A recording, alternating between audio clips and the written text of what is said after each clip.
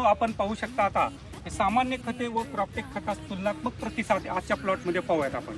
या खतांचा प्रतिसाद या कांदा पिकावरती कसा झाला हे आपण एकेकानं टप्प्याटप्प्यानं पाहूया। साधारण खत पद्धत म्हणजे मगाशीच पाहिली आपण 10-26-26 जी शेतकऱ्याची पद्धत आहे ती, त्याच्यामध्ये आपण प्रति झाड कार्यक्षम पानं म्हणजे पातीची संख्या, तर शेतकऱ्याच्या पद्धतीमध्ये पातीची संख्या 9 आलेली आहे।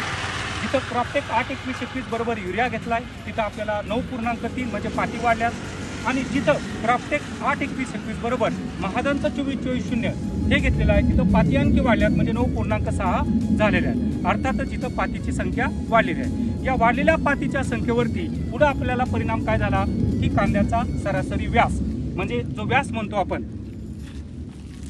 हा जो व्यास म्हणतो याला मिलीमीटर हा व्यास हा फार महत्त्वाचा असतो। मार्केटेबल ओनियन मार्केटला कांदा आपल्याला 55 ते 60 मिलीमीटरचा लागतो, याला बाजारभाव चांगला असतो। तर याच्यावरती हा खतांचा प्रयोग काय झाला हे आपण पाहूया। शेतकरी पद्धतीमध्ये आजच्या स्थितीला 97 दिवसाला कांद्याचा व्यास आहे 51 मिलीमीटर फक्त।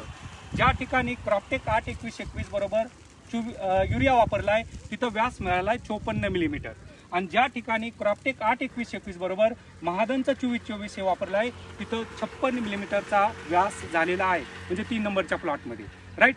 याचा अर्थ असा आहे की आपल्याला मार्केटेबल ओनियन, आणि आपण मगाशीच बघितलं की त्या प्लॉटमध्ये एक समान आकाराचे कांदे 90% पुढे गेलेत, अजून 15-20 दिवस कांद्याला वेळ आहे काढणे, अजून कांदा फुगतोय, म्हणजे मार्केटेबल ओनियन तिथं वाढलेला आहे। आणि तोच आपल्याला सगळ्यात महत्त्वाचा फरक आपल्याला त्या पिकामध्ये त्या संस्कारामध्ये दिसून येत आहे।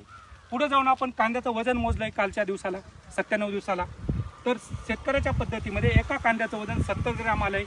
ज्या ठिकाणी क्रॉपटेक 8-21-21 बरोबर युरिया वापरला तिथं 73 ग्रॅम वजनाचा कांदा आहे, आणि ज्या ठिकाणी क्रॉपटेक 8-21-21 बरोबर 24-24-0 वापरलंय तिथं आपल्याला 85 ग्रॅमचा वजनाचा कांदा झालेला आहे। मग शेतकऱ्याच्या तुलनेमध्ये जर क्रॉपटेक 8-21-21 आणि 24-24-0 हे जर पकडलं आपण तर 15 ग्रॅम एका कांद्यामध्ये वजन वाढलेलं आहे, म्हणजे व्यास वाढला तुमचा, वजन 15 ग्रॅमनं वाढलं, अर्थातच तुमचं उत्पन्न वाढणार आहे। ते पण मी तुम्हाला तिथं दाखवणार आहे किती उत्पन्न वाढेल, किती खर्च येईल, आणि शेतकऱ्याला एका रुपयामागं किती पैसा मिळणार आहे ते पण आपण पाहणार आहोत। तर अ आणि ब दर्जाच्या कांद्याचं प्रमाणात पाहूयात आपण आता।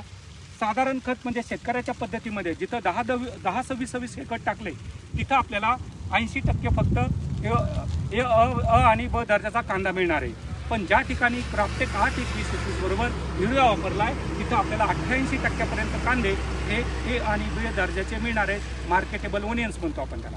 आणि ज्या ठिकाणी सगळ्यात महत्त्वाचं क्रॉपटेक 8-21-21 बरोबर महादनचं 24-24 वापरलं आहे